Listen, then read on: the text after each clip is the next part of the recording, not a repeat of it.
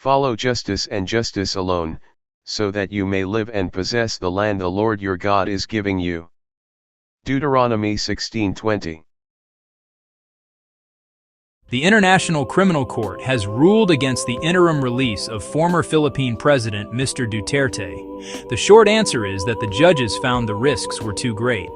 Pretrial Chamber 1 decided custody was necessary to protect the legal process. They wrote a comprehensive decision pointing to several specific dangers. These concerns were tied to the evidence and to the court's legal standards. The judges said the allegations are extremely serious. They identified 4 primary risks. First, the gravity of the charges, crimes against humanity. Second, a tangible risk he would not appear for his trial, a flight risk. Third, significant concern he could obstruct the investigation. Finally, the possibility he could commit new crimes similar to those alleged. Together, these factors justified continued detention. The court balanced defense arguments against concerns raised by the prosecution.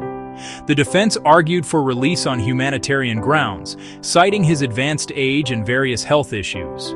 The chamber found those did not sufficiently mitigate the risks. The judges emphasized their duty to safeguard the judicial process, protect victims and witnesses, and ensure the accused faces the charges.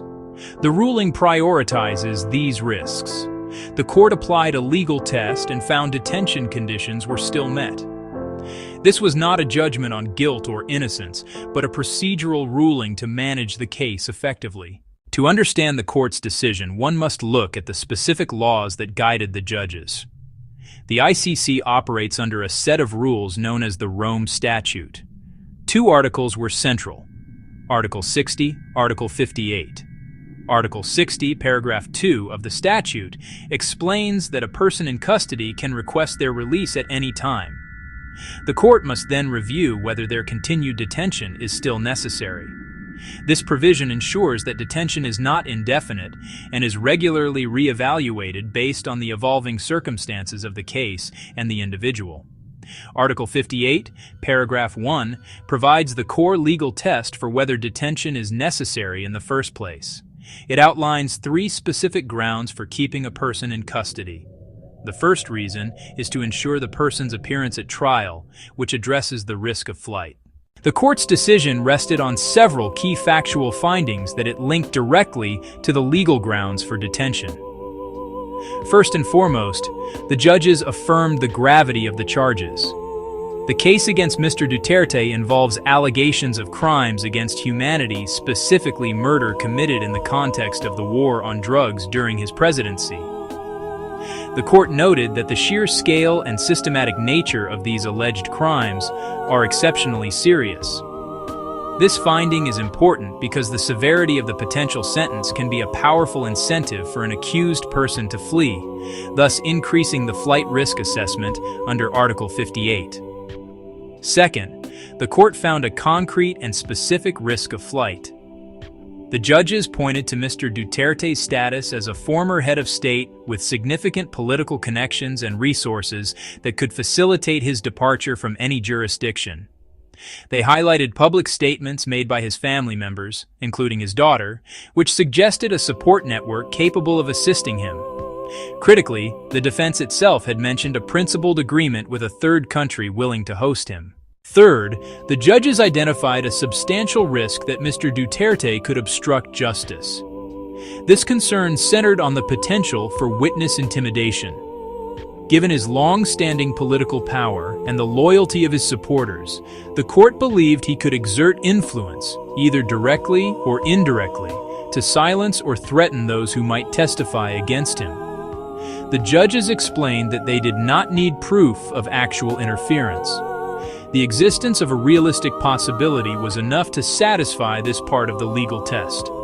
The protection of victims and witnesses is a paramount concern for the ICC, and this risk weighed heavily in their decision-making process. Finally, the court addressed the risk that Mr. Duterte could commit related crimes if released. The judges noted that some of the alleged offenses occurred while he held a position of authority as mayor of Davao City, long before his presidency. They reasoned that if he were to return to a similar position of influence, the same conditions that allegedly enabled past crimes could re-emerge. This finding aligns with the third ground for detention under Article 58, which is designed to be preventative. The combination of these factual findings created a powerful and multifaceted argument against granting his interim release. Section 4. A question of compassion, weighing health against legal risks. Defense emphasized humanitarian arguments primarily advanced age and declining health. They presented medical evidence citing various ailments and cognitive issues and argued detention would be unduly harsh. Courts commonly hear this from elderly defendants and must take such claims seriously. The Rome Statute allows consideration of health factors, humane detention conditions accused fit to participate in proceedings. But judges drew a critical distinction. Humanitarian concerns do not automatically override legal grounds for detention. The chamber reviewed the defense's medical reports. They acknowledged age and health conditions, but found the evidence insufficient to outweigh risks of flight, obstruction of justice, future crimes. Health issues did not remove capacity to abscond or to influence witnesses from afar. The ICC detention center in The Hague can provide medical care. Detainees have access to doctors, access to specialists, and arrangements can be made for chronic conditions. Rules also allow family visits, which can mitigate psychological strain. Highlighting these resources, the court signaled health needs could be met in detention, weakening the claim that release was the only compassionate option. The court left one door open. Fitness to stand trial can be reviewed separately. Health wasn't sufficient for interim release now, but could matter later if his condition deteriorates to where he cannot understand the charges, cannot participate meaningfully in his defense. For now, the ruling: health and age matter, but not as a get-out-of-jail-free card when substantial legal risks exist. Section 5. The path forward. Next steps in the legal process. The decision by Pre-Trial Chamber 1 on October 11, 2025 is a significant milestone. But it is not the final word on Mr. Duterte's detention. The ICC's legal process is built on reviews, appeals. Immediately after the 23-page public ruling was released, Mr. Duterte's defense announced its intention to appeal. An appeal would move the matter to the ICC's appeals chamber. That chamber reviews decisions for legal errors and procedural errors. The appeals chamber typically does not reweigh the facts. Beyond appeals, the Rome Statute provides for ongoing detention review. Article 60, paragraph 3 mandates periodic re-examination. The chamber must revisit detention rulings at least every 120 days. That prevents someone being held indefinitely without justification. At each review, the chamber re-evaluates whether the original reasons still stand. If circumstances change, for example, if the risk of flight diminishes, or if new evidence about his health emerges, the defense can again argue for his release. Meanwhile, the case keeps moving forward while these procedural matters are handled. The prosecution will continue its investigation, gathering evidence, and preparing for the next phase. That next phase is the confirmation of charges hearing. At that hearing, the pretrial chamber will decide if there's sufficient evidence to go to full trial.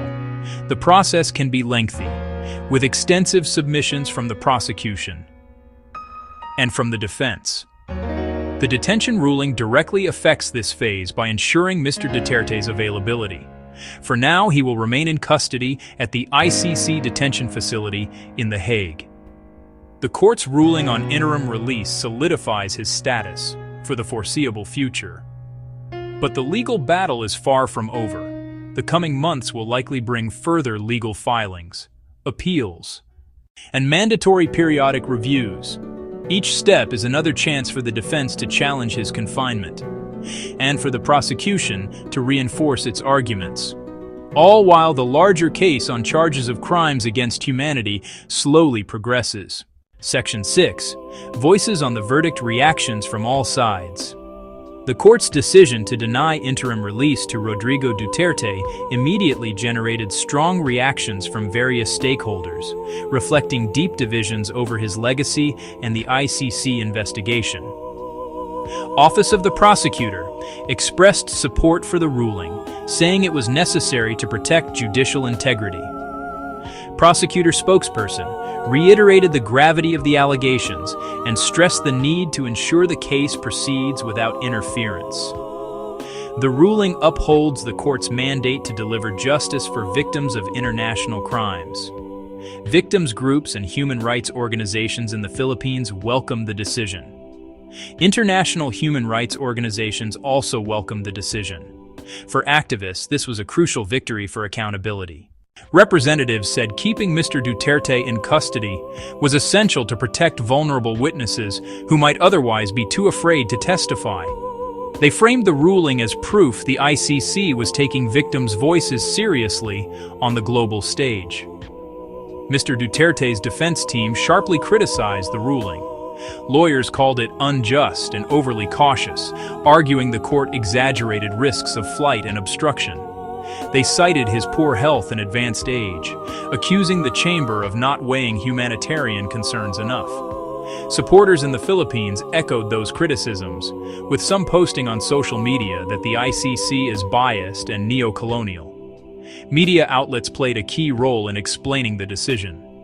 Rappler published summaries of the court's findings. Inquirer.net published plain-language explanations of the ruling. Fact-checking bodies like Verifiles worked to debunk misinformation, including claims the decision was politically motivated or that his release was imminent despite the ruling.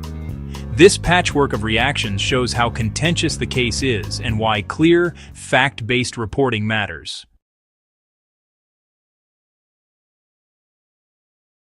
I can do all things through Christ which strengthened me. Philippians 4:13. This verse emphasizes faith, perseverance, and reliance on God's strength in all aspects of life, including challenges in law, justice, and moral decision-making. It serves as a reminder that with Christ's guidance, we can overcome obstacles, pursue righteousness, and uphold justice with integrity. Thank you for watching. Don't forget to like, share, and subscribe for more educational content. See you in the next video.